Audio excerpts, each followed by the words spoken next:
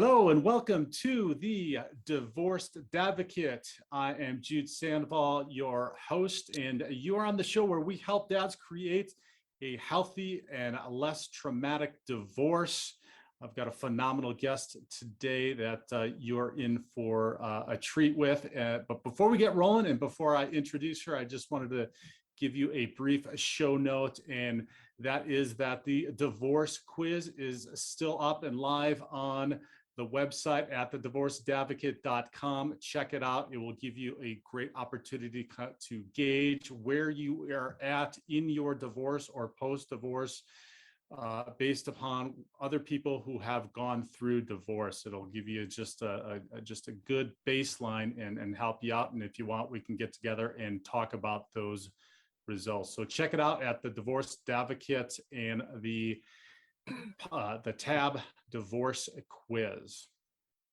All right, my guest today is absolutely amazing, and she has so much wisdom and knowledge that we're going to try to keep it to 30 to 45 minutes and talk about so much stuff that I've got to talk with her about and questions to ask her. She's best known as the Divorce Coach. She's a two-time best-selling author of Uncoupling: How to Survive and Thrive After Breakup and Divorce, and The Split.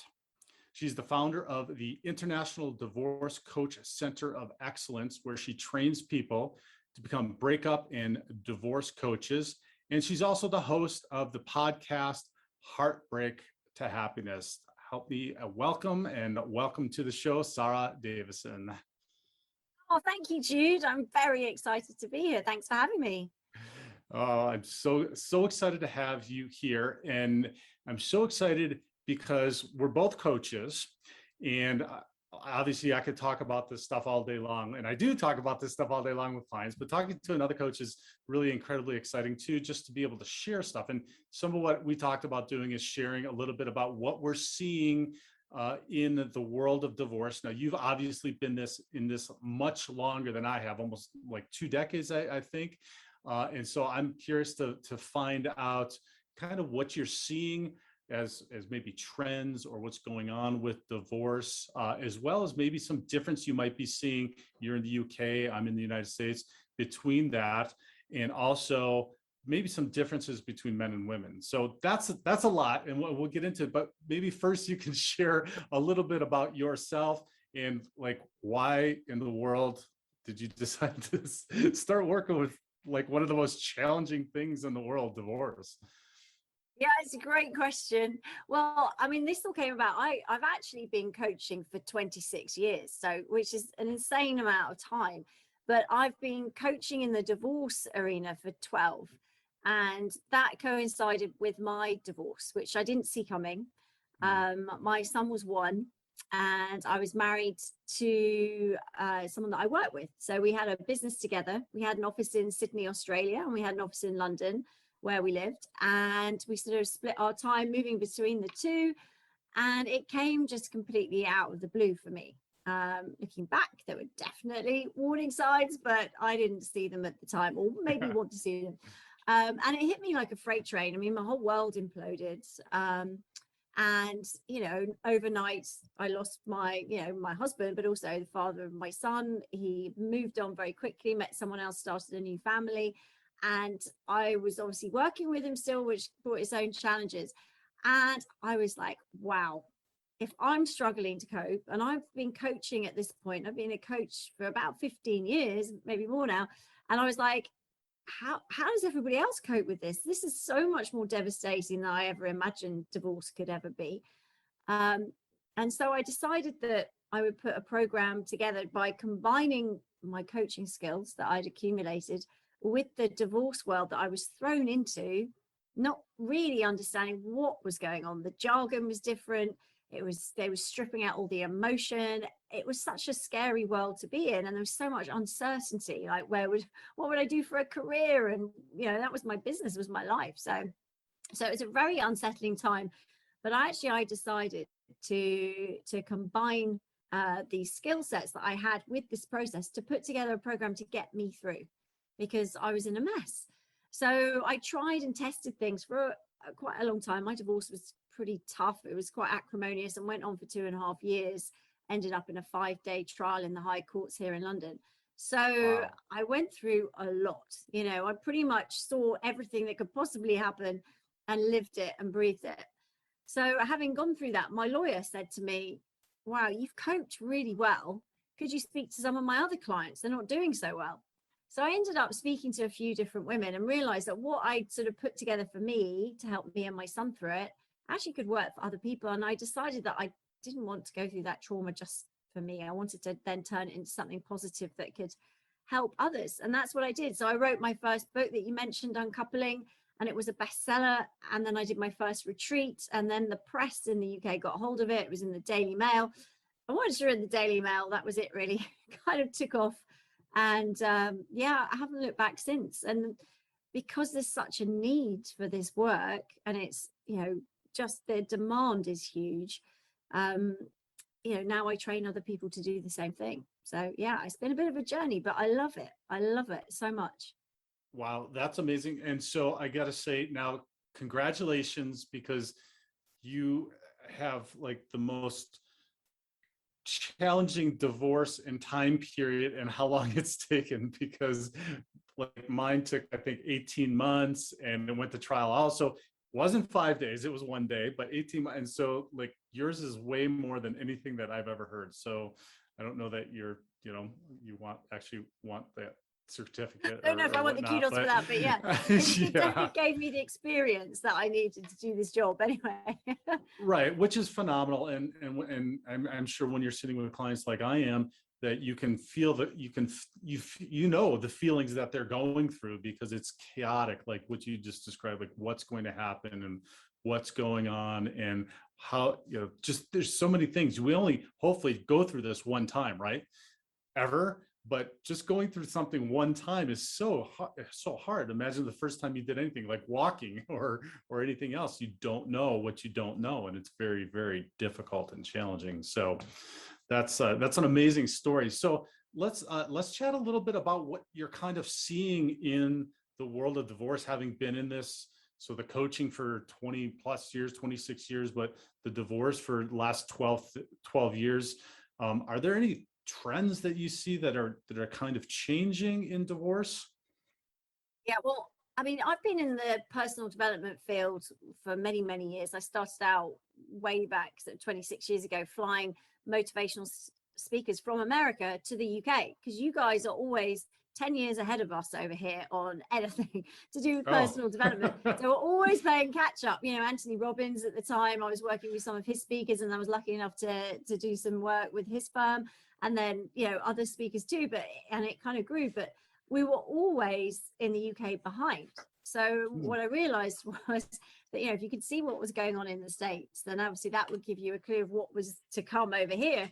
And then quite often in Australia, because we had a business there as well, they were behind us here in the UK. So there's like a trail. So you guys definitely were the trailblazers. And when I was going through my divorce, I noticed there were some divorce coaches over in the States. Over in the UK, there were none. Like it was, I mean, there are a couple of people, most of them were ex-lawyers, and nobody doing it in the way I would talk about coaching with the tools that I use for that. So yeah, it was fascinating. So when I started out, say 12 years ago, I really had to educate the market on what divorce coaching was over here. And also there's still a lot of stigma around divorce here in the UK. People didn't really want to talk about it. I'm in the press here, in the media, pretty much every week with a different article about divorce. 12 years ago, no one wanted to have anything to do with the D word. I mean, even some of the big magazines wouldn't even take things till about 2 or 3 years ago, which mentioned the word divorce, because they'd say, well, that's very depressing. We don't want our readers to be depressed. And I was like, 40% of people go through divorce, if not more, 50%. We're just ignoring that whole market because it's a little bit depressing. So things have definitely changed from them. And definitely in recent years with the pandemic, the divorce rate here has gone up by, well, some of the law firms are saying 122% in the last year. Yeah, it's huge, right? And I know that the States, it's probably even more than we have here. So yeah, I mean, I've definitely seen a rise in people asking for help. a rise in awareness of what we do. And instead of maybe family lawyers saying, right, to their clients, you should go to therapy, there's people are realizing that divorce coaches, we're specialists. We can really understand the process. Most of us, I mean, I think I've got over 200 coaches in 15 different countries who are training with me. And I'd say probably 95% of them have been through their own divorce, or the other 5% have been directly impacted by either a parent's divorce or one of their children's divorce. So everyone has some sort of experience of it, which they bring to the table. And I think that makes you a much more empowering coach if you've walked in those shoes anyway.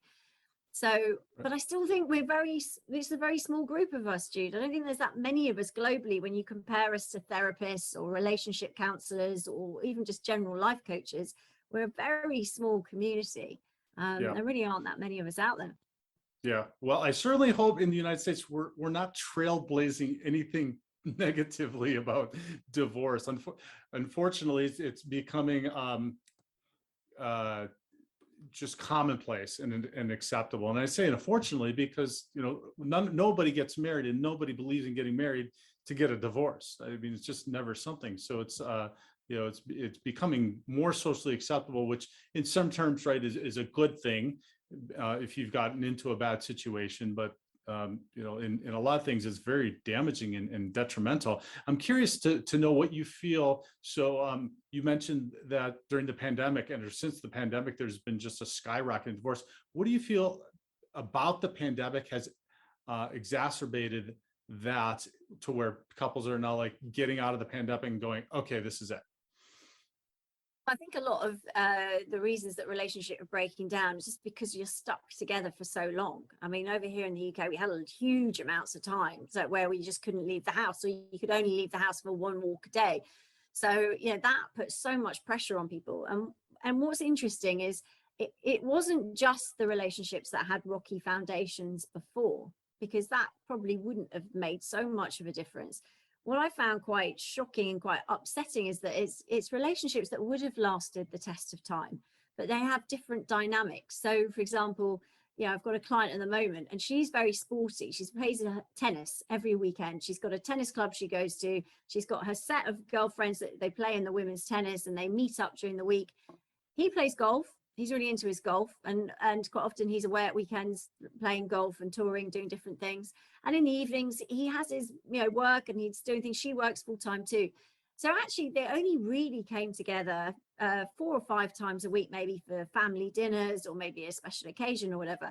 And they cared and they loved each other very much. But when that dynamic shifted, where they were forced to be together all the time and they didn't have that freedom or independence or that social group to interact with, it just didn't work. And what happened was things were done, things were said that just could not be taken back. And it really did permanently damage the relationship. So what we're seeing, I think, is not just the people that weren't getting on. There's also been a rise in stress and anxiety, which has put pressure on those toxic relationships. And the domestic abuse rate has really risen as well, which has been quite shocking. I mean, I am the patron of a domestic abuse charity in the UK, and we've seen an increase in 300% calls to our support line. So again, I think now we're, lockdown is eased over here and people are able to go out and about more. People are saying right now, I've got a chance to leave. And I think that's, enabling a lot of people to move on. And that's why the breakup rate is going up here. So I find that interesting in that, so it seemed, and so I'm looking for trends and trying to see and understand why this is skyrocketing at the moment, and it seems what you're describing to me is that perhaps people hadn't spent as much time in the process of developing a foundation in their relationships. And obviously it's easy for us as divorce coaches looking back, our hindsight's 2020, right? Looking and saying, oh, well, you didn't do this, you didn't do that, et cetera, et cetera. Can you salvage it? Yes or no?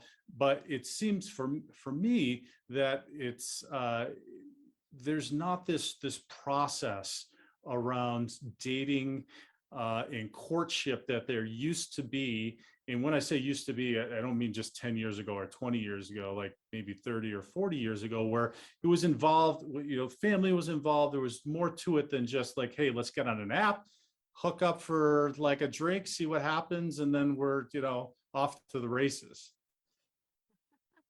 Yeah, I mean, I think dating is very much changed. But I mean, there's a lot of positives to it as well, in a way that before, you had to go out, you had to literally go to bars, you had to socialize, you had to go out and actually meet people, which meant that there are only a limited amount of people that you would ever come into contact with. Now, I guess it's open up to a lot more. And some people will be listening going, yeah, freaks and weirdos, Sara.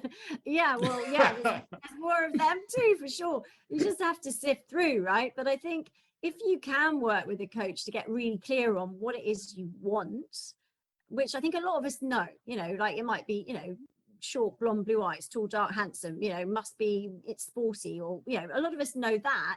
But do you know what you need from a partner? Now, this is where you get to learn the lessons and bank them from your past relationships, which maybe didn't work out so well for you, and really sort of think, right, okay, maybe I need someone that is open about their emotions, or who can pick me up when I feel bad, or can spend quality time with me, or is honest, or is kind, or whatever it is for you that you've learned from the past that you must have, right? It's a need in a relationship, because I think quite often we don't think about that. We think about personality, interests, hobbies, which are all great as well, but you've got to put in what you need and what you've learned from the past to make sure that that relationship is really going to put you on the best chance for success.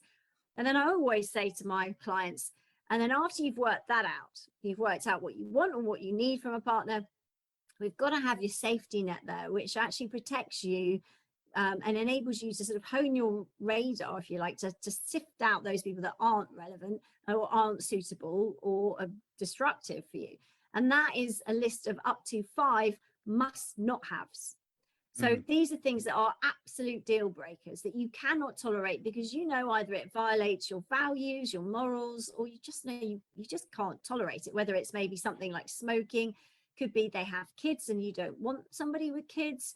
Right. It could be rudeness. It could be, drugs or alcohol. It could be anything, but up to 5.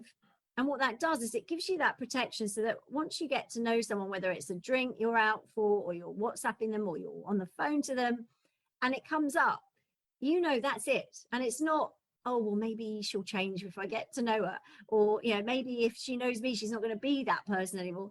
It's deploy your parachute and get the hell out of there immediately. Okay. Right. Because we don't want to put ourselves through that again. So it's about putting those safety nets so that you can go on those dating apps, but you get better at filtering. So you end up with the better prospects, I suppose. Yeah.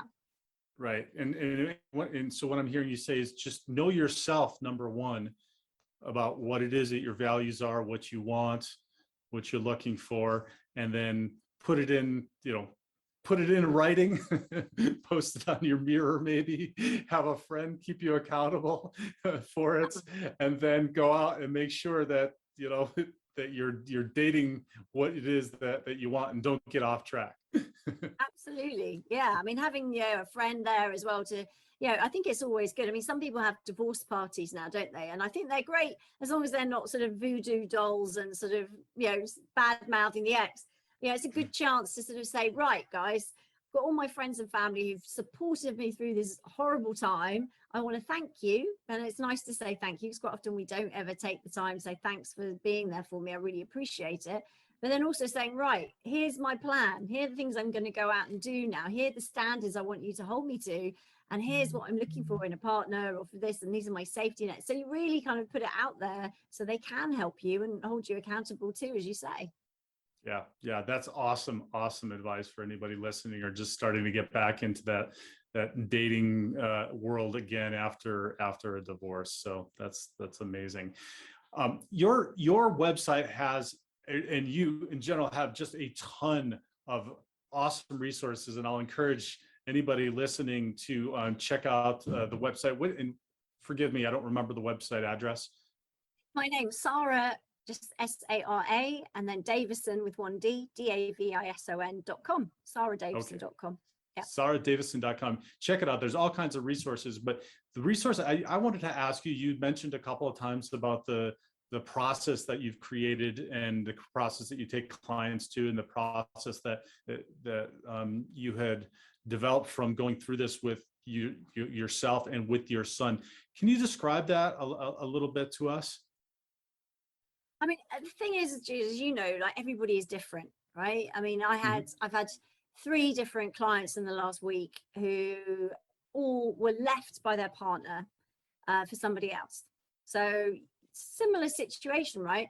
The first, and these were women actually, the first woman was crying uncontrollably. She hadn't got out of her tracksuit. She couldn't pull herself together. The other one was angry, like really fuming, and done some pretty tough things, like chopped up all his clothes and that kind of thing. Oh my. Yeah, really angry behavior, refusing to sign any paperwork or move things forward with the lawyers because she was just so angry. And then the third one was happy. She was relieved. She was like, thank God it's over, but I'm stuck. I don't know what's next. So 3 very similar situations, but we all react differently depending on our personality, on our lifestyle. I mean, a lot of people, financially, it's harder to move on than for others. So, looking at, what that divorce is going to mean to that individual. So, there's so much to take into consideration. So when people come to me, or, a lot of coaching now is over Zoom, it's very much getting to understand their story and what is going on for them, because I think it's important that I hear it.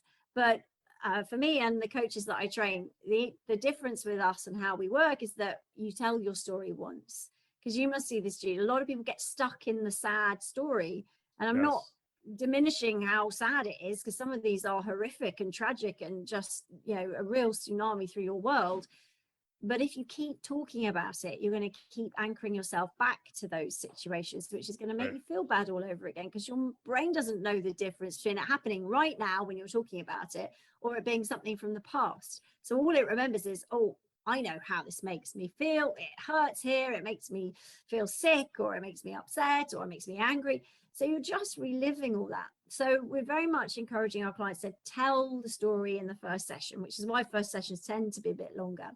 And then in every session, what we do is we, identify the main outcome that clients would like to achieve, and then dig deeper, find out more, give ideas, and then pull an action plan together at the end of each session so that they get some momentum. There's a little plan to take away, to actually put into place, taking some action to give that momentum so that progress is made. It's not just coming for a session and then going, it's right, okay, let's put these things into action. And really small, simple things, like you were saying, post-it notes, or speaking to someone about something, or researching a club or something you could join, or looking at a dating app, or, it could be anything, but simple and small so that it's going to happen. It's not a list of homework, which would be horrendous. It's just small, simple things. And so then you get through those and you feel like you're achieving something, you're making progress. So I think that's really important. So yeah, I mean, that's kind of the formula, but obviously it depends. Everybody's different, and it's taking into account what specific is going on for that person and how they are responding to that situation. Right. Do you see a difference in men and women in how they react initially to a divorce? And that could be different whether they're the ones that filed or they're the ones that received the papers. And then how they go about the process, because you described to me, a woman crying, or, one angry, one happy. And I see the same thing with the men that I work with. It really just depends. And some of them are just broken and upset and crying. And some are very, very angry, right? Especially if they've been served and it was a complete surprise. Do you see a difference? No, I mean, I don't like to generalize, because I think everybody is different in their own individual. I mean, what I found in the past was that men were less likely to ask for help than women. I think women tend to be more used to talking openly about their feelings. Not everybody, but it generally. But now I think that's pretty much evened out. I think, coaching as well is maybe a little bit more attractive than therapy, especially over in the UK. There's still a little bit of stigma around the therapy, whereas you have a business coach, a football coach, a personal trainer in the gym, we just kind of slot into that kind of mold now. So I think it's much more open, and I think it's and everyone again reacts differently, and I think the skill of the coach is to enable them to open up. So that's about building rapport and making them feel it's a safe space to do so. And I think once you get past the first few minutes, what you find is that it all just comes out. And again, all the reactions, as you said, are going to be exactly the same as they would be for women or men, just depending on the personality, the, you know, and the strength of character sometimes, and the lifestyle, and all the things that come into it. You know, we all have our own coping strategies for managing different difficult situations. And what you find is we tend to run them unconsciously. So we might have learned them from either watching our mum or our dad. We might have learned them from, you know, people around us that we looked up to, but it was an unconscious thing. And that's what we did to survive and get through. And we've never really challenged that.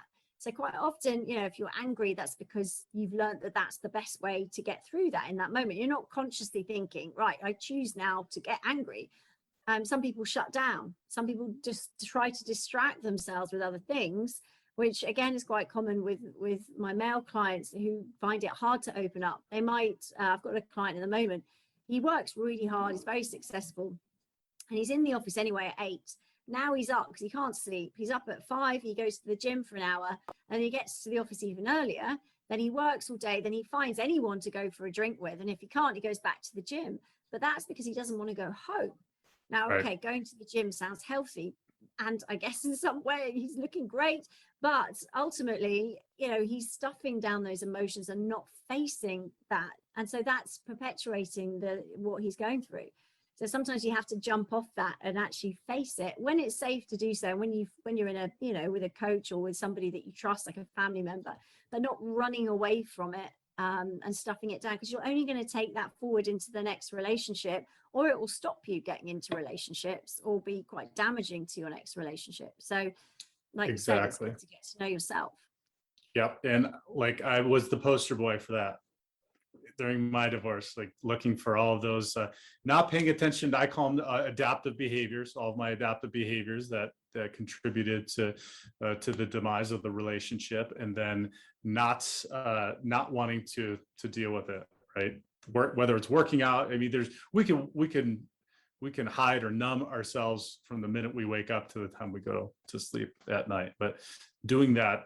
So I guess I would say, being in the difficulty and the pain, if it's feeling uncomfortable, it's probably a good sign for you to pay attention to that. And so Yeah, if you feel like crying, that's good. You should be crying and paying attention to what's coming up. Or even if you feel like being angry, it's just how you be angry is the important thing. But be angry, do all that. That's good. And on that note, I feel, and this is less an observation as a coach, but as a man, that it's seemingly more acceptable for men to be seeking therapy and coaching, talking about feelings, sharing, and doing that. Do you see that as the same thing? I think there's been a really interesting shift, and I don't know, you know, let me know if you think it's the same in the States. But I mean, I have clients in the States, all over the world, and what I've noticed is that it used to be perceived more as a strength to suck it up and be strong and not talk about your emotions. But things have really shifted, and I think that the men that are, you know, are now perceived as stronger, and the men that are confident to talk about their emotions and express how they're feeling. So there's been, I think, a real shift in culture and society and beliefs to enable men to feel confident enough to do it, because it is a sign of strength. And a man that acknowledges, you know, emotional ups and downs, and can also see that in their partners as well, I think that's a real strength. And I think it's perceived now as from society as a strength. So actually, I think that's been a really lovely shift to see. So it enables men to feel more confident to open up. And interestingly, over the years that I've been training coaches, at the beginning, it was just female coaches coming forward people to train as coaches with me. But actually, in the last 6 to 12 months, we've had a lot more men come forward, because again, I think there's a real need for male coaches in this industry. I think there's not enough. I think there's a lot of female coaches, but what I found with my female coaches is a lot of them won't coach men. There's only a few of us actually out of 200 that actually work with men and women. And so it's a really interesting gap in the market. And I think that, you know, a lot of men like to be coached by men. So I do think there's definitely been a shift. And I think that strength is coming through, and that it is, as you said, a lot more acceptable for men to talk about how they feel. Yes, I agree wholeheartedly that it is definitely a strength, and a strength that men are learning slowly, because we learned how to be stoic, right? It was a Yeah. learned way, and there's a time and a place for men to be stoic, and it's an important I don't want to, it is a philosophy, but an important way in which you can conduct yourself that can be positive. So, but it can also be a negative, just like any of the emotions, right? Just like anger can be a positive, can be a transformative in a relationship, but it can also be destructive as well. So, I agree 100% that men are starting to learn that, and we need more men talking about that and how to do that, how to deal with those adaptive behaviors, how to deal with those emotions when they come up, what to do with them, and then how to move forward with that in a more healthy manner. So, but yeah, and I think a lot of the women I coach, the clients, are looking for men that are more emotionally open and intelligent and able to, be more aware, not only of their own, but also of theirs. So I think that is definitely something that's shifted now, and women are more looking for men that they can have those emotional conversations with. Right. And for those listening, it's not like that we're just emoting. It's just like you're having a real conversation about feelings. You're just like you would be conveying anything about any important topic. Your feelings, and each individual's feelings, are really important to talk about, just like you would have a money conversation, or you would have a sex conversation, or any other conversation in a relationship. That having these feelings in and around, and feelings are part of some of those conversations also, but having those is important, and being able to lead as a man in having those conversations is incredibly important. And like you said, I think women are very attracted and want a man that not only knows his emotions, but then can convey them, can lead a relationship in the context that let's share what our emotions are and talk about that and how to go forward. But my next question to you, though, is, and Brene Brown talks about this in her Daring Greatly book, is how are women open to that, or are they receptive to that, or are they surprised by that? Because it seems to be, at least my take is that, and Brene Brown mentions this also, that like not all women are ready for that, because they're used to kind of the old style. Well, yeah, but I think what I've seen is that's really changed. And it's not just about having someone who wants to talk about it all the time. Maybe that might be a little bit off-putting if they just want to talk about emotions all the time. It's more Right. being emotionally aware. So if you're Mhm. having a bad day, they pick up on that. Or if you're having a conversation with your partner and they say something in a way that maybe upsets you, or or the opposite makes you pleased, you want them to be aware of the impact, not just speak and leave the room, or just have no emotional awareness of how that's being taken, not just with you but other people, in a restaurant, or with your children, or with your friends and family. Just being able to be emotionally aware and pick up on those things. And I think a lot of women find that very attractive, because they feel safe and they feel understood and they feel heard. And I think a lot of the time women with men that are very stoic, as you said, they don't feel heard. They don't feel like they're being listened to, because there's not that emotional feedback. And as I said, it doesn't need to have to be words. It could be, it could be a hug at the right time. Sure. It just Right. could be noticing that you're a little bit down, and saying, hey, I know what, let's go for a walk. It doesn't need to be, I see you're feeling down, let's address that emotion. It doesn't need to be that, but it needs to be an awareness to be able to support them through that. And I think, it's something that is very attractive to women. I think it probably always has been, but, I think definitely now many women are valuing that more. And I'm sure men are too. There's a lot of women that aren't emotionally, aware of their partner either. So it's a two-way street. And I think, being able to have these Absolutely. conversations is important. Yeah, absolutely. And that touches on a good point too. It's just not something societally that we've really been aware of, that we've really paid attention and worked and made the effort to develop, which is understandable. So I guess what I want to convey is have compassion for everybody in going through this, right? Men and women. There's not one that does it better or does it worse, that we're all really just trying to learn and figure this out. And as the dynamics kind of shift and change, then that if we're having grace and compassion with each other, that can shift and change for a positive, instead of placing blame or saying that's somebody's problem or something's got to get fixed, that if we do this together, that can have immense positive results.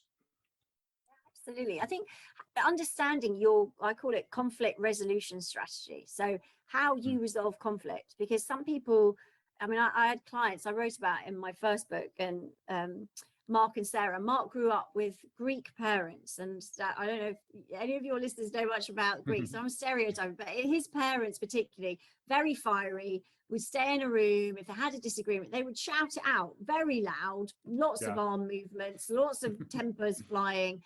And that's how they resolved it, because that's how they felt was the most loving, respectful way, even though to others it may not be. But for them, you always stayed in the room and you shouted it out until you came to resolution. Now, he married Sarah. Sarah was my client. She was a very sweet lady, quite quiet. She came from a very quiet family, and her parents rarely argued at all. When they disagreed, what they did was they both left the room. They would even sleep on an argument and then come back the next day and talk it through. So imagine when you have them together, and Sarah was saying, he stays and he shouts at me and he shouts at me, and then I leave the room and then he gets somebody upset, says I don't love him. She said, but I can't, he's being unloving to me. But actually they were both doing the most loving thing, because this was their unconscious strategy of how to resolve conflict that they picked up from parents. Right. And were thinking, well, this is what you do, and then getting really upset by each other's way of doing it, even though each of them were being as loving as possible. They both felt totally unloved by the other. So these things, when you start to sort of shine a light and have these discussions, it's quite fun. You can have these discussions and go, oh my goodness, well, I know I go quiet, and I think I probably do that because I learned that if I stood up for myself, I'd get shouted at even more. So I just learned to be quiet as a kid. And then they might say, well, I like to be very vocal because that's how we were in my family. So I think these things can really shed a light on the fact that actually we're not trying to upset each other. We just do this a very different way. It can still work. But once we're consciously aware of this, we can do something about it. We can go, oh, we're doing the thing again. Or I know you need a bit more time, so I'm not going to take it as personally. So, okay, even though I don't really want you to leave the room, I accept that you need to do that to then come back. But we won't sleep on it, because I can't cope with that much. We'll just come back later today and resolve it. So, working out a happy medium when you both understand can really make a massive difference to relationships. Right. And that's where a good coach or a therapist comes in to help identify those potentially unhealthy dynamics that are happening. That's once you get too far down the road, there's irreconcilable differences that you can solve them then and there and try to figure it out. And it can be empowering. It can bring a couple together. So, and I can relate to that shouting one because I'm Sicilian. And so I grew up with that. And I remember one time when I was dating my ex-wife, and I had an Italian friend, and we were cooking. He and I like to cook. So we go and we cook, and we're yelling at each other in the kitchen. And after we left, she said, why do you guys hate each other so much? I said, what in the world are you talking about? She said, well, you guys were yelling at each other in the kitchen. And I said, well, we're communicating. That's how we communicate. Exactly. That's a great story. It just shows, doesn't it? I mean, this is just all unconscious though, really. And other people take it in very different ways. So yeah. Yeah, exactly. So my last question is, for those that are just going through it, just starting the process, what's the best thing or the top thing that you can say to them, the advice that you can say to them? Well, there's so many things. I mean, listening to your podcast obviously is going to be a great one for people. Thank you. I think feeding your brain with positive messages that can help you at this time is key.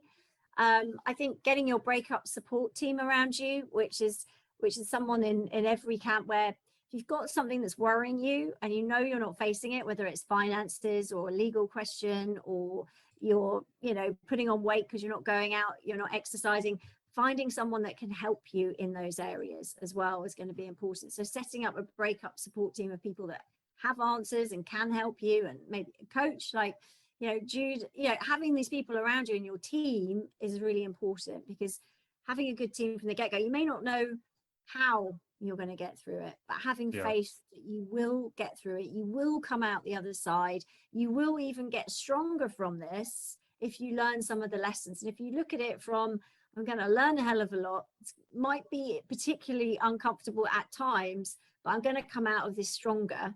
Then if you've got that attitude, you know, you will find that on the other side of this, and even as you go through, there'll be moments of happiness that you can take forward with you and go on to be even happier. Awesome advice, Sara Davison. Thank you so much. Where can listeners connect with you? Oh, thanks, Jude. Well, yeah, I've got my website, saradavison.com. I also post on Instagram every day, videos, tips, lots of different things, courses. I run free webinars. So everything's on my Instagram, which is Sara Davison Divorce Coach. And I have my podcast, which you're going to be my guest on very soon, which is Heartbreak to Happiness. Lots of episodes on lots of different topics to do with this. So I'm sure it would help your listeners too. So yeah, any of those, check me out. Come say hi. Yes, awesome. Check it out.